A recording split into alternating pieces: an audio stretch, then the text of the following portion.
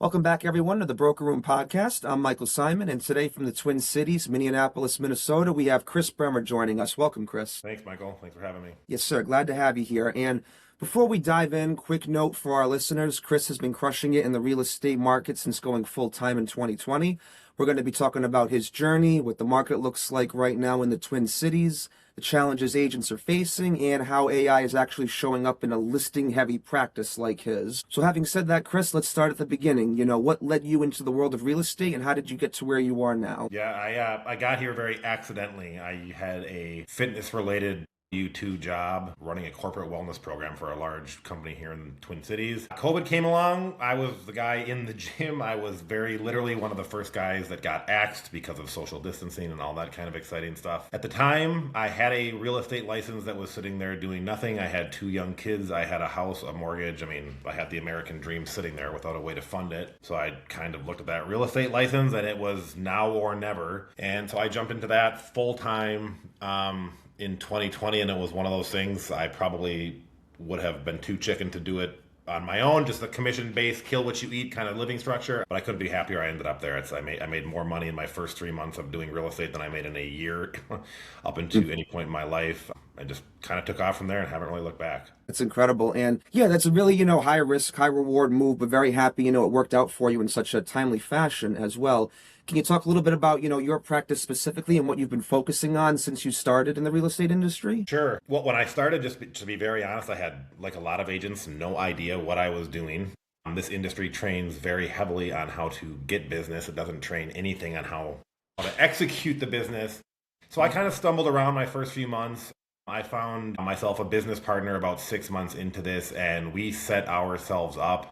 I didn't really realize we were doing it at the time, but we set ourselves up to be a listing team. Probably 80% of my business is list side, which I greatly appreciate because it's, I have a little bit less time to drive buyers around and things like that. So we've really gotten into the listing side. I personally like that side of the business. Buyers are great, don't get me wrong, but if I can pick and choose, I'm gonna pick listing. Sure. And when it comes to, that type of niche that you work with, can you talk about what current trends you've noticed in the area recently? Yeah, it's what I have just noticed is a fast-moving marketplace. And any agent who's in business doing regular business knows this. What we have run into, and I've done probably 300 some deals in my 5 or 6 years here. So I've done a lot of deals, but I've been at this, only 5 or 6 years. And just what I am learning, what I've noticed is what worked last year in the market oftentimes does not work this year. Just as an example, 2021 through about 2023, we had a process for chasing expireds through text messages, emails, whatnot. Extremely effective. I can't tell you what happened. It's like someone just took a switch and flipped that off. So that's just what I've noticed is what works one year doesn't work the other. Specific to this market, I'm not sure if that's exactly what you're asking, but specific to this market we have at the moment, at least here in Minneapolis and the Twin Cities, it is a very fickle market. Our market can be extremely different from one zip code to the next. The Twin Cities is not all one market. It behaves extremely different. The trends I've seen this year is houses that are correctly prepped and correctly priced seem to do very well, despite the higher interest rates, despite all those things.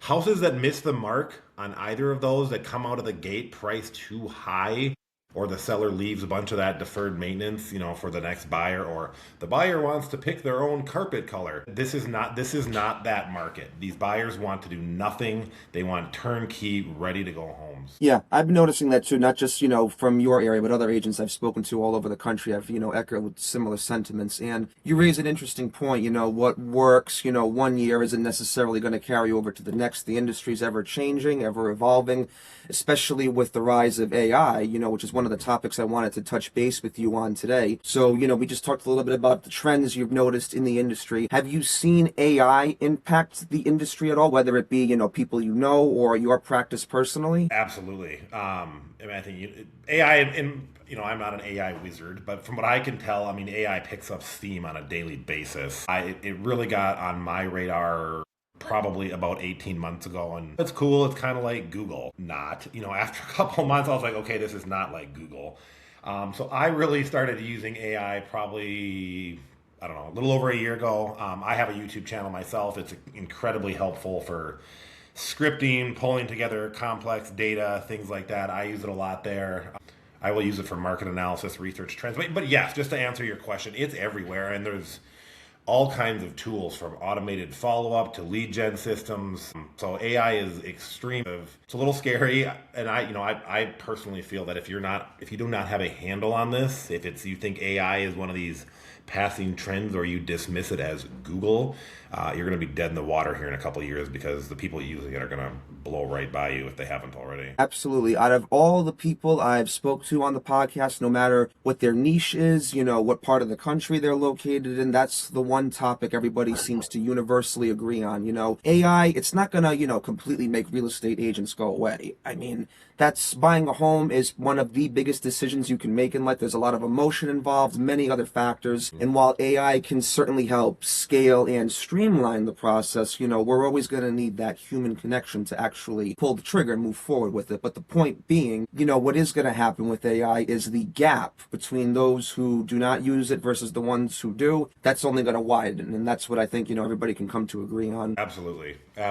I think what you're going to see is, one to two person teams, solo agents, small teams can, if they really know what they're doing with AI, wrap themselves with, all these AI assistants and just operate at a much higher level through automating their business, whether it's marketing, client follow-up, lead gen, all of that stuff. So I completely agree with you. I think the agents that have a handle on this are going to become juggernauts, and those who don't are, they're going to get run over next year, but it's coming. Yep. Absolutely. I say the next, 1 to 2 years, definitely. That's when we're going to start to see a much more seismic shift that everybody's going to notice. Right now, it's picking up steam, but in the next, again, 1 to 2 years, I think that's when we're going to be seeing real major change, across the board taking place. Yep. And then, you mentioned a lot of common, AI solutions like sales development representative, lead generation. Have you incorporated anything like that or anything outside of that scope into your practice as well? I would love to tell you yes. I think we are working towards that. We've got some AI features built into our website at this point. But I'm not going to lie to you. AI is still an opportunity for us that we can do better with. And I think that's the challenge for a business owner, whether you're a real estate agent or something completely different, is, you're doing the day-to-day business. Like myself, I'm in the middle of spring market trying to keep up with clients and listings and buyers and paperwork and get things done. But at the same time, I am acutely aware of the speed of which AI is moving. And every day I see a real estate agent buddy on Facebook, or something posting about the latest and greatest. And I think I don't know if it's a trend, but I think that's one of the challenges with AI. There's a lot of shiny objects too, right? Like, yes. Is this something that's really going to help move the needle for my business? Or is this somebody trying to sell me something? Is this some little niche thing? So I think that's a challenge for all of us, at least for myself at the moment, is really distilling down what's got some real value and what's a shiny object. Yep. And that's another excellent point you raise. And that's one of the reasons why, I love being involved in AI so much myself in that space, is because it's very transparent.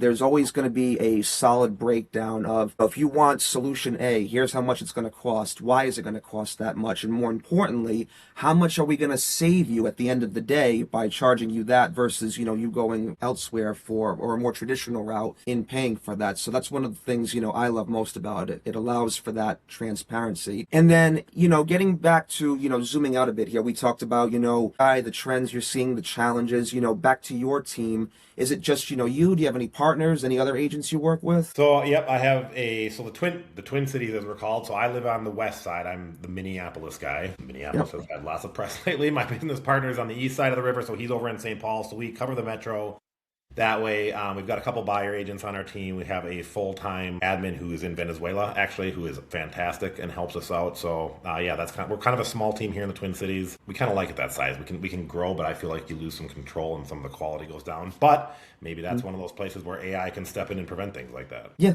absolutely. So just primarily right now, just focusing in the Twin Cities area, maybe some room for expansion as time goes on. Yeah. Yep. Okay. And then, let's say 6 to 12 months, down the line, is there, a goal that you have in mind and where you would like to see the practice specifically or anything, related to it? My own personality is I always wanted 10 times more than I got, and I wanted it yesterday. I say I have like an East Coast personality. So I know the correct answer is to have a bunch of specific metrics nailed down and XYZ. I'm probably not that planful of a guy. I mean, we've had very positive growth, very good trajectory. At least I have since I started this in 2020. So I just want to keep growing. I'd like to see, us add another agent or two. I actually enjoy, maybe I'm a weirdo, I actually enjoy executing the business. I'm not necessarily one of these agents who wants to be on the sidelines just pulling strings and triggers. I like getting out, talking to people, so I don't really want that to go away. And to me, Michael, it's kind of ever evolving. I've got two young kids. I am 46 years old, so there is this balance between, trying to dominate the world from a real estate standpoint, but also like being dad. And, I Yeah. think that's another challenge with AI and all of this society at the moment and keeping up with the Joneses is everything is going like this. And I'm getting off topic here, but I think sometimes we kind of lose sight of what are we really here for? You know what I mean? Are we here just to work all the time, or is this a tool so we can lead our life? So balance is something I want more of in the future. Yeah, you beat me to it. I was going to say that balance is key. You want to make sure you're working hard, doing what you love, but at the same time, we got to make sure we're making time for the things that really matter. Friends, family, you Absolutely. know, yeah, Yep. big picture Yep. stuff there. And so, given the current, environment, what would you say the biggest challenge would be, for not just for you necessarily, but for anybody, in real estate going forward? Is there anything emerging that you see, could be the next thing that you'd have to pivot to, adjust? I think you indirectly touch on it right there. I think the biggest challenge is the unknown. Just the rate of change and how quickly things are changing. You kind of said it when we opened here. Maybe I'm biased, but I don't think, at least in the immediate short term, real estate agents will be replaced by AI because, as you said, it's still a very largely emotional decision. Maybe it can in the future. AI can't take you through a home right now. It can't walk through a seller's house and do what, you know what I mean? Maybe we're headed there. So I don't think we're going to get replaced. But I think there's fear of, what happens next and what are we going to see next? Just the rate at which technology is changing, and there's more and more tools for homeowners to do a lot of this themselves. And second to that, I think the biggest challenge is what it's always been, and is that it's where's the next piece of business coming from? Because this is an industry, you get a client, you do a good job. In theory, people move every 7 years, something like that. So Yeah. they're gone for 7 years, so you got to go find the next one, and that's it's stressful. It can be stressful because this is a kill what you eat business, and it's if you're not out there hunting, you're not getting paid. Yeah, I mean, you can have, the best year of your life in terms of production, but then next year rolls around, so it's, what next? The train never stops moving. You got to make sure you're moving with it. Correct. Yeah, exactly. You just never know. I mean, I've had days where I have spent a day or two working my butt off on some project only to find out it didn't generate any revenue or didn't produce any income. You know what I mean? So there's a lot of educated throwing stuff at the wall. Hopefully you get away from that and make more planful decisions, but it's a complicated industry. I think it's hilarious every time somebody says, oh, my job's not going so well, maybe I'm going to become a real estate agent. Come on down, because this is so easy. Anyway. Yeah, and you know what else too? As we're getting a little bit close, coming up on time here, you actually hit the nail on the head there for a question I usually like to get towards the end of the podcast. If there is, somebody watching who is thinking of getting into the real estate industry today, whether, whatever that particular niche may be, is there any, words of wisdom that you would, give them? Any advice? That's a great question. I would say talk to a friend of yours, whoever that person is. Talk to someone that you know, like, and trust, a friend, a trusted advisor, whatever you want to call them.